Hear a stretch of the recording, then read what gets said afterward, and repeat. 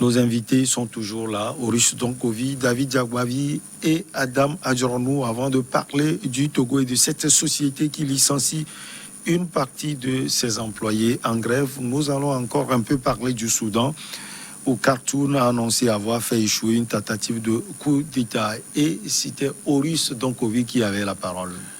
Donc j'expliquais, je disais que le Soudan a subi un embargo pendant longtemps de la part des États-Unis. Le Soudan a subi une partition organisée par les États-Unis. Et que malgré tout cela, malgré cet embargo et ainsi de suite, cela à aucun moment n'a empêché les entreprises américaines de se faire des sous avec le pétrole soudanais. Ce qui est, disons, paradoxal, mais qui est récurrent, parce que l'histoire nous apprend que même pour le cas de l'État islamique, après, la plupart des gens étaient étonnés que cet État puisse vendre du pétrole via d'autres pays qui sont pourtant très liés à l'Occident, et que cet État puisse se faire des sous grâce à des entreprises dont les pays ne sont pas censés approuver cela. Pour dire que, comment dirais-je, au sein des États africains, on peut avoir des révolutions, mais même si au départ cela part de l'aspiration du peuple, il faut beaucoup éviter la récupération.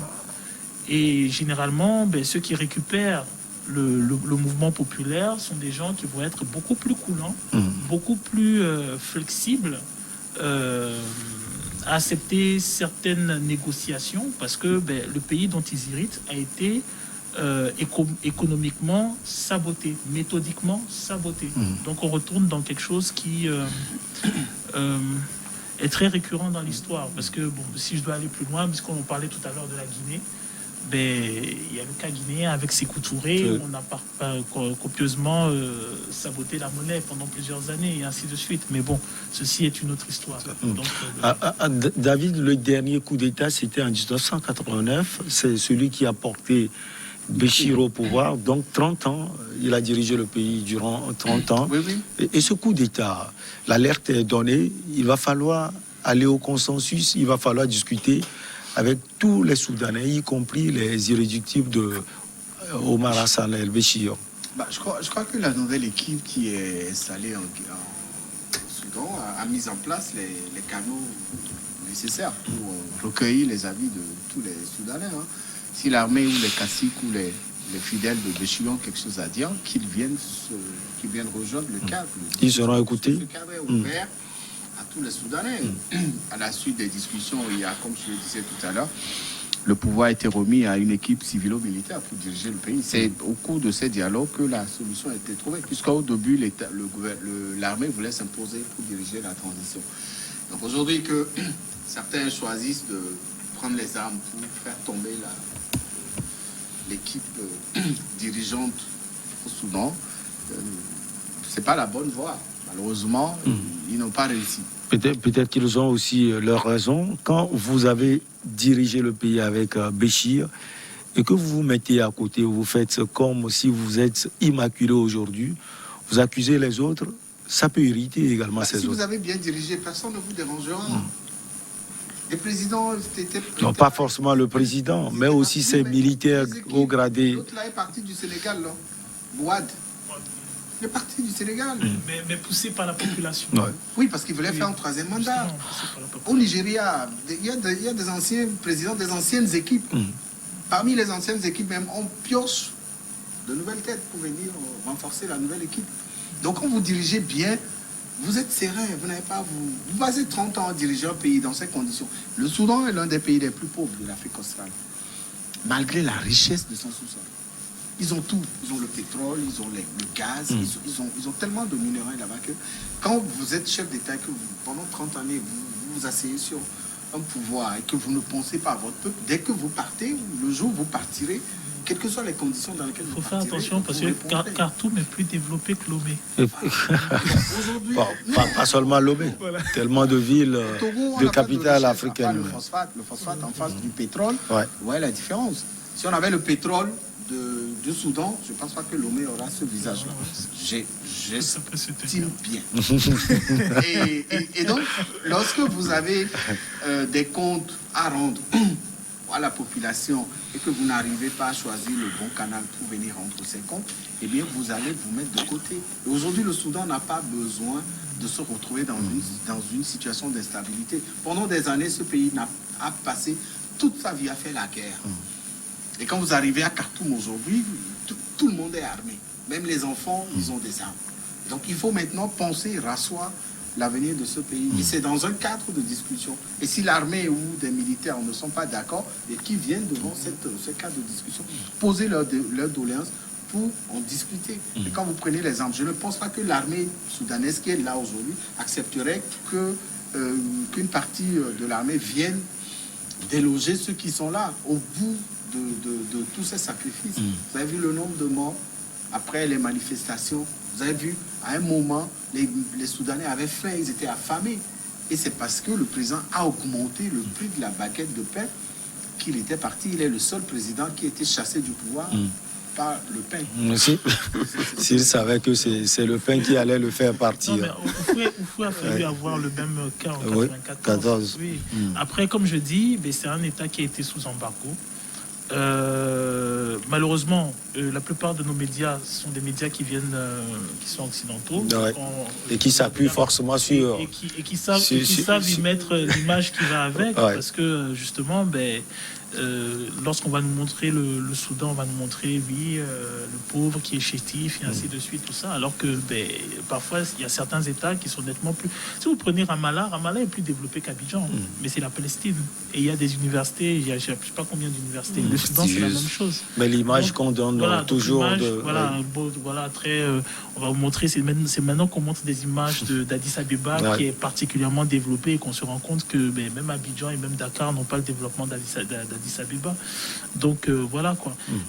C'est pour dire que, comment dirais-je, il y a des aspirations du peuple qui sont légitimes, effectivement, en termes de démocratie, en termes de progrès, en termes de développement. Et effectivement, oui. Mais maintenant, après, ce qui est mauvais en Afrique, c'est la récupération qu'on peut en faire et après toute l'instrumentalisation. Dans le sens où, malheureusement, en Afrique, à chaque fois, en tout cas moi c'est un constat que je fais parce qu'il y a l'actualité qui parle par exemple du départ des États-Unis de l'Afghanistan.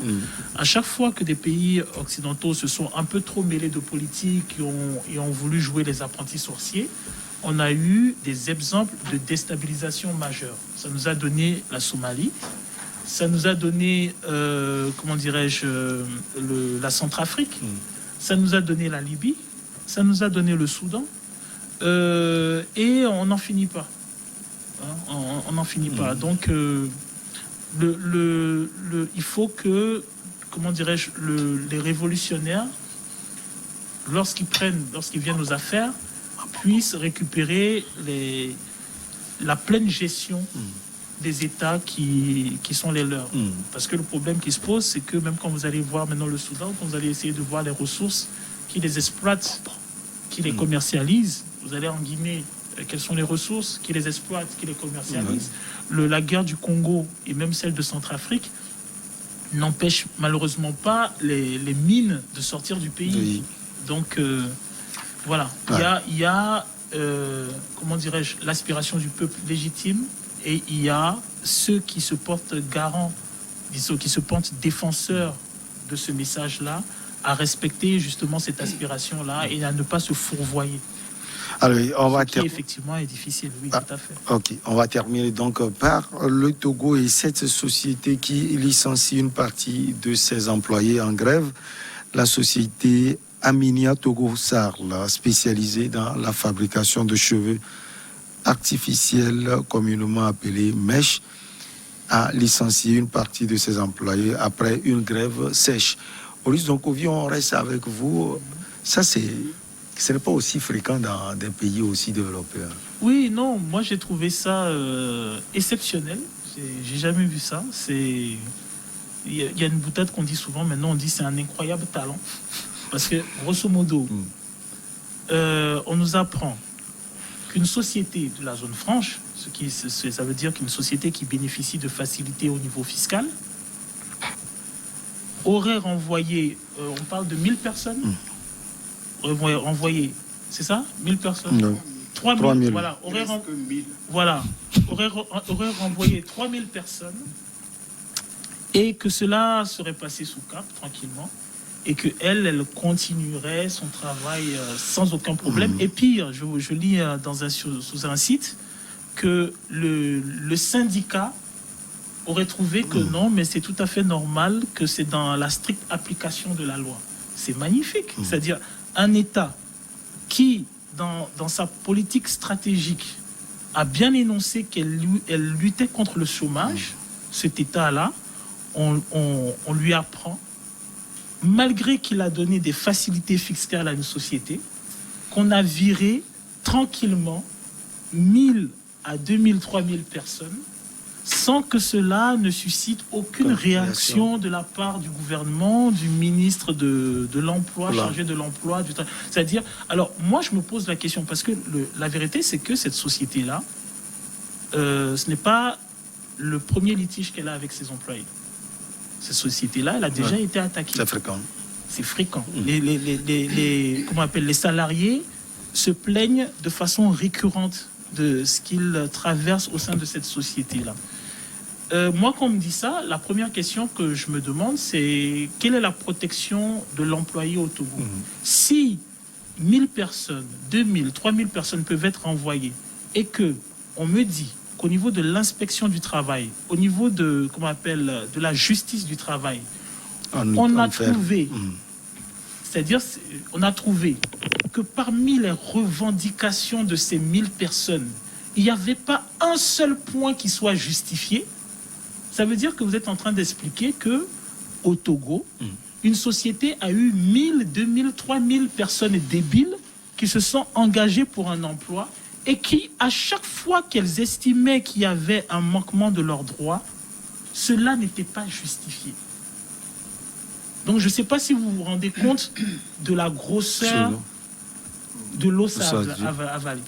Ouais, on va donner la parole également à Dame Adjornou. Vous avez été en profondeur de cette affaire. Je sais que votre journal, Vision d'Afrique surtout, alors ces employés revendiquaient quoi au prime abord?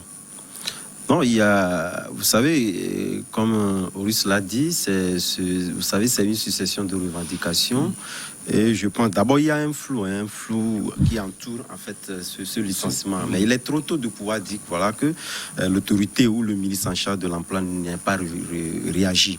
Vous savez, bon, pour le moment, on n'a pas entendu sa réaction. C'est vrai, mais moi, je doute très fort que le ministre ou l'autorité, pris dans sa globalité, ne puisse réagir à des licenciements de masse. Jamais advenu, d'ailleurs, même dans donc, on doit s'attendre à cela. Elle va réagir. Et puis, à ce que je mais elle prend du temps. D'après les recoupements, je crois savoir que le processus n'est même pas encore allé au bout, à terme. C'est vrai qu'on peut reprocher un certain nombre de choses. Plus récemment, même on traitait un sujet sur Edith Togo, où, avant de prendre la décision de licenciement, ce qui est d'ailleurs même été avéré, ils ont été d'abord condamnés par la justice et condamnés également par l'inspection du travail. Et c'est ce qui a motivé, en réalité, le directeur général prend cette décision de licenciement, un peu plus de 10 personnes ou 10 personnes, disons. Mais en même moment, je pense que ce qu'il va devenir, même si on reproche un certain nombre de choses à ses employés, vous savez, le nouveau code voté est pratiquement en déphasage avec les habitudes que portaient, disons, les délégués de personnel qui ne sont pas encore habitués avec le contenu de ce nouveau code, qui pratiquement change en fait la donne. Donc lorsque vous voulez véritablement revendiquer, que vous ne prenez pas attache avec ce nouveau code qui a commencé déjà par faire des victimes, c'est justement la question qu'il faut se poser. C'est pourquoi moi je dis, tantôt il faudrait quand même qu'on puisse aller à la formation, former ces délégués de personnel là, au nouveau contenu du code du travail. Cela éviterait qu'on puisse donc en arriver là. Mais ce que c'est, quelles que soient les accusations qu'on fait, mais n'oubliez pas également que aujourd'hui, le gouvernement a calqué son regard sur le nouveau type de citoyen qu'on veut avoir, aussi bien en entreprise comme dans les... vous savez, c'est pas pour la... Le nouveau type de citoyen, là, c'est celui qui ne revendique pas, celui qui revendique en lien... ne fait pas grève. Non, celui qui revendique en lien avec les dispositions prescrites. Ouais. C'est ça en réalité le problème. Et vous n'êtes pas sans savoir que cela n'a pas commencé seulement en entreprise. Il vous en souvient que récemment, il y a eu des licenciements de vagues, que ce soit au niveau de la défense, de la police, on constate régulièrement. Ça voudrait dire quelque part que le gouvernement a pris la résolution de ne plus laisser impunir un certain nombre d'actes. Puisque, moi je rappelle, il y avait un diplomate qui le disait, que tout acte puisque aujourd'hui vous allez constater que c'est la question qui revient d'une manière récurrente, constate en lien avec cette question de comment le disons, de corruption qui vient. La corruption commence pour la plupart du temps là. Et là, aujourd'hui, il y a des voix aussi qui s'élèvent que voilà, ce sont des actes posés d'ailleurs même pas des Togolais eux-mêmes dans la boîte qui ont suscité donc à ces renvois-là. Mais à ce que ça, jusqu'au jour d'aujourd'hui, je pense que ça va être revu, puisque de toutes les façons, on ne peut pas comme ça accepter dans une situation exceptionnelle comme celle dans laquelle nous vivons avec cette crise de Covid-19. Il a dit, et naturellement, lorsque nous constatons, le gouvernement, c'est l'un des points marquants de la politique du gouvernement aujourd'hui, la question de l'employabilité. C'est vrai que au regard d'un certain nombre d'actes déviants, on peut peut-être justifier le fait qu'une, deux personnes puissent faire des choses, qu'on puisse donc renvoyer, mais aller jusqu'à 1000, 2000, 3000 personnes, c'est quand même trop, et cela doit interpeller et attirer le regard du gouvernement. Et on attend prochainement, je pense que l'inspection du travail, avant même de trancher, a dû quand même, aux dernières nouvelles, prendre langue quand même avec les autorités pour que cela n'advienne. Si tel est que on calque le regard sur en réalité les actes commis par ces employés-là, s'il n'y a pas d'autre vérité derrière, puisque également il y a une question également comme cela, mais à ce que je sache, je pense que ça va être revu et que toutes ces personnes-là ne peuvent pas être licenciées. David, je vous lis une partie du communiqué de l'entreprise. Nous vous informons de notre décision de vous licencier pour motif suivant. Refus d'exécution de vos obligations professionnelles et contractuelles et pour insubordination. C'est de l'embêtement, mais c'est du pur embêtement. Et ça se passe pas comme ça. Dans une entreprise qui se veut respectueuse des droits de ses employés, on ne s'adresse pas à ses employés en ces termes. Ce n'est pas respectueux de leur part. Ça exprime aisément le malaise qui est contenu dans l'univers de la zone franche. Qu'est-ce qui vous gêne dans le communiqué? C'est insubordination ou bien refus de... Un directeur qui est sensible à l'évolution de son entreprise et qui est attentif aux conditions de travail de son personnel ne parle pas comme ça. N'envoie pas une autre information à son personnel gréviste. Le personnel gréviste réclame quoi? Des meilleures conditions de travail. C'est-à-dire que plus la société met les meilleures conditions de travail à ses employés, plus les employés sont productifs. Et tout cela, il faut des discussions, vous voulez dire. Et donc, si vous êtes véritablement un responsable d'entreprise et que vous maîtrisez véritablement ce pourquoi vous avez investi autant de milliards pour monter cette structure, ou les responsabilités qui sont les vôtres, vous devez mettre en place les canaux nécessaires pour avoir des discussions avec votre personnel en cas de problème. La loi togolaise autorise la grève des employés. Reconnaît cette grève-là aux employés. Et cette grève, c'est l'âme fatale d'un discours tout employé pour exposer des revendications et avoir des réponses à cette doléance-là. À la Méchamina, c'est plus que de l'esclavage moderne. Ce n'est pas moi qui le dis.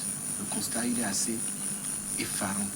Quand vous arrivez là-bas, les conditions dans lesquelles nos sœurs, parce que nos sœurs, féminines, vraiment, dans lesquelles nos sœurs travaillent là-bas sont inadmissibles.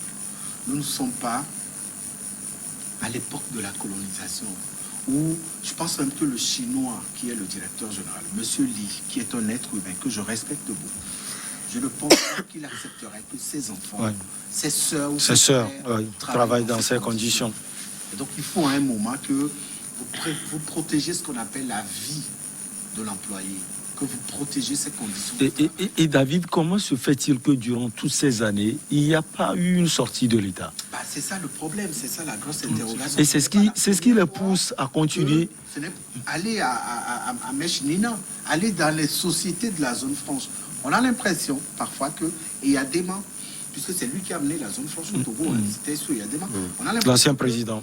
Eyadema a mal fait d'amener la zone franche au Togo. Au lieu que cette zone franche puisse apporter des solutions vivables à ses employés, cette zone franche a apporté plus de problèmes. Regardez dans toutes les sociétés qui sont installées dans la zone franche. Allez au niveau portuaire, au niveau de la zone portuaire. Allez dans les sociétés de fabrication de plastique, de nattes, etc. Tous les jours, c'est des problèmes. Pourquoi le gouvernement se mue dans un silence? Et depuis là, il faut quoi? Il y a eu des morts à Mechanina, il y a eu des accidents, il y a eu des licenciés. Aujourd'hui, on licencie 3000 Togolais. Et au même moment, on nous dit que au Togo, il n'y a pas de chômage. Il y a tellement un gros contraste, c'est tellement paradoxal que néanmoins, j'estime, parce que l'information est tombée en fin de semaine dernière, j'estime véritablement que les démarches seront entreprises par qui de droit pour justement aller regarder ce qui se passe là-bas et que une fois pour de bon, ce problème au niveau de Mechanina puisse trouver de solutions, parce que ce qui se passe dans ces 4 murs-là, moi j'ai eu l'opportunité de visiter cette usine de production de mèche, je vous dis, ce n'est pas humain ce qui se passe là. Alors les démarches peut-être menées pour que peut-être ces employés puissent retourner à Mechanina, mais avec quelles conditions? Parce que justement, ils risquent d'être encore maltraités. Mais c'est là où je veux en venir. Et il faut arrêter ça. Il faut arrêter l'espèce de mendicité qu'on met dans le crâne des gens. Les gens, ils ont été embauchés pour leurs compétences. Si par exemple, moi, je dois organiser quelque chose et que je demande par exemple à David ou à Adam de venir travailler avec moi, et que, ou encore exemple, à Michel. Et voilà, Michel, et qu'eux, ils me fixent par exemple des émoluments bien définis. La vérité, c'est que si je choisis Adam, David et Michel, c'est pour leurs compétences. Je ne leur fais pas un cadeau. C'est pas que non, je les ai vus, je suis tellement... vous apitoyez sur leur sort. Non, c'est parce qu'ils ont des... Je paie des compétences. Les personnes qui vont travailler à Amina, on les a engagés pour leurs compétences. Ils ne sont pas venus faire de la gratuité, ils ne sont pas venus faire de la mendicité, ils ne sont pas venus faire du don. Ils sont engagés pour leurs compétences. Donc, par conséquent, leur droit, il ne s'agit pas d'aller commander au gouvernement qu'il aille de dire découpe à Amina, non. Il s'agit que le gouvernement, en tant que groupe qui va se porter garant des Togolais, aille défendre les droits de sa population. Donc, le droit des travailleurs et les droits des employés. Lorsque on parle du code du travail qui est remanié, si ce code du travail ne permet pas aux travailleurs togolais de se sentir épanouis dans le travail qu'ils font, ce code du travail est caduc. Ouais. Si ce code du travail est fait de telle manière que le travailleur togolais ne soit même pas averti de ce qui est voté à l'Assemblée à sa place, c'est que ce code est caduc. Donc, il ne faut pas que les gens, à un moment, se sentent abusés. Et je le dis parce que tous ceux qui nous suivent ici, et même ceux qui sont sur ce plateau, c'est parce que le Togolais a une certaine résilience et une certaine fierté et a l'habitude de cacher sa nudité. La plupart des gens savent ce que c'est qu'être abusé dans son travail. C'est-à-dire être employé, ne pas avoir de contrat, et être mis dans un genre de situation où on est dans une espèce de mendicité forcée, où on est censé commander, on est censé diviniser l'employeur qui aurait la gentillesse de nous remettre un cachet. Ce n'est pas ça. Lorsqu'on a une entreprise, je vais revenir sur le cas d'Amina, lorsqu'on a une entreprise, en temps de crise, nous sommes à la 2e année de crise sanitaire Covid, où la plupart des employés sont en train de faire un gros jonglage avec leur comptabilité. Et qu'on a une entreprise qui étonnamment nous apprend et une entreprise qui a une influence sous-régionale, qui nous apprend que laisser 1000, 2000, 3000 employés et les virer sous le prétexte de faute grave, ce qui signifie que ces employés n'auront pas d'indemnité, c'est se foutre de la gueule des gens. C'est du moi pour moi, c'est du calcul, c'est du choix, c'est un choix mathématique. Et c'est là où je trouve que les inspecteurs, le tribunal du travail et le gouvernement doivent enquêter. Parce que je ne connais aucune personne qui se sépare, aucune entreprise qui se sépare de 1000 employés, 2000 employés, 3000 employés, qui fait du bénéfice. Et qui, comme il les remplace par quoi, les 1000, 2000, 3000 employés? Par d'autres sans doute. D'autres sans doute. Il est annoncé qu'il faut se séparer d'eux et pouvoir prendre ceux qui attendent à la porte. Voilà, c'est ce que ce n'est pas possible. Cela veut dire aussi. Ce n'est pas possible. Cela traduit. En fait, cela veut dire aussi qu'on est soutenu. Oui, non, quelque part également, moi je me dis quelque part que l'État ne sait pas impliqué dans d'abord le joueur en parlant dans des contrats quelque part. C'est pas parce qu'il y a des gens qui sont demandeurs d'emploi que vous estimez que voilà, ils sont assez suffisants pour remplacer ce que vous renvoyez, qu'il faut abuser quand même des lois que vous êtes censés respecter. Donc, quelque part, c'est pour dire que le cas Amina va susciter d'autres cas, parce que lorsque vous prenez cette société de zone franche, il y en a pas mal. Lorsque nous prenons ces 3 dernières années, beaucoup étaient en mouvement de grève compte tenu de la situation de vie, les conditions de vie qui devenaient de plus en plus précaires. Puisque vous savez, le niveau de vie actuellement a tellement augmenté et que le salaire qu'on payait aux gens dérisoire. Il y en a aussi actuellement, même pris en zone franche, qui paient moins du SMIC. Et ce n'est pas le normal. Et c'est là où moi je me dis, l'État doit davantage s'impliquer, aussi bien au niveau des contrats, pour qu'il soit beaucoup plus regardant dans ce contrat. S'il y a un contrat, il ne peut pas avoir aussi ces genres de licenciements. Exactement. Oui. C'est ça le problème. Oui, un contrat. Le problème qui se pose, c'est que c'est quelque chose de récurrent dans la plupart des entreprises togolaises. On engage quelques employés pour avoir des papiers légaux. Et la plupart des employés, on ne leur fait pas de contrat. Et on leur met au-dessus de la tête une épée de Damoclès qui est de leur faire comprendre que... non, c'est parce qu'ils ont la main d'œuvre, ils estiment que voilà, on a la main d'œuvre abondante. Si vous contestez, on engagera quelqu'un d'autre. Oui, c'est ce que je dis, c'est parce que les gens... Vous voulez citer quelque chose, on donne la parole à David aussi. Je vais citer une entreprise de médias. D'accord. Cette entreprise de médias a eu des éléments qui ont fait la grève. Le dossier est parti, au truc du travail, à la justice du travail. C'était LCF à l'époque. Truc du travail. Est-ce qu'on a vérifié quand cette boîte était fermée? Est-ce qu'on a vérifié lorsque cette boîte était fermée que les employés ont été dédommagés? Non, la boîte fermée. David, on va écouter un peu aussi David. David. Sur une position de Russe tout à l'heure. Vous savez, le gouvernement a défini les critères et les conditions de recrutement du personnel de la zone franche. C'est contenu dans la charte qui est présentée à tout entrepreneur qui veut s'investir dans la zone franche. Le problème, c'est que ces entrepreneurs, ces directeurs de sociétés n'ont jamais respecté les conditions. Et quelle est la réaction du gouvernement? Exactement. Et à aucun moment, le gouvernement n'a réagi, malgré les interpellations de la société civile, des associations qui font dans la défense des droits de ces employés de la zone franche. Pourquoi le gouvernement ne s'investit pas dans ce domaine? C'est un dossier qui échappe totalement au contrôle de l'autorité. La zone franche a beaucoup de tentacules. Et ça, c'est le malheur de ces jeunes Togolais ou de nos sœurs, de nos frères qui ont accepté d'aller travailler. Non, mais comment beaucoup de tentacules? Ça veut dire que l'État même est complice de ce qui se passe dans les usines. Complice passif. Voilà. L'État soutient, parce qu'en retour, si vous fouillez bien, vous verrez qu'il y a des ristournes, il y a des intérêts, qui sont versés aux gens, qui sont mis en jeu là-bas. Et cela n'allège pas la sensibilité de l'autorité. En retour, on vous dit, quand vous êtes dans la société de la zone franche, vous ne payez pas des taxes. Il y a des taxes, vous ne les payez pas. Pourquoi? Parce que ces taxes, on vous décharge de ces taxes pour justement vous permettre d'employer des gens, voilà.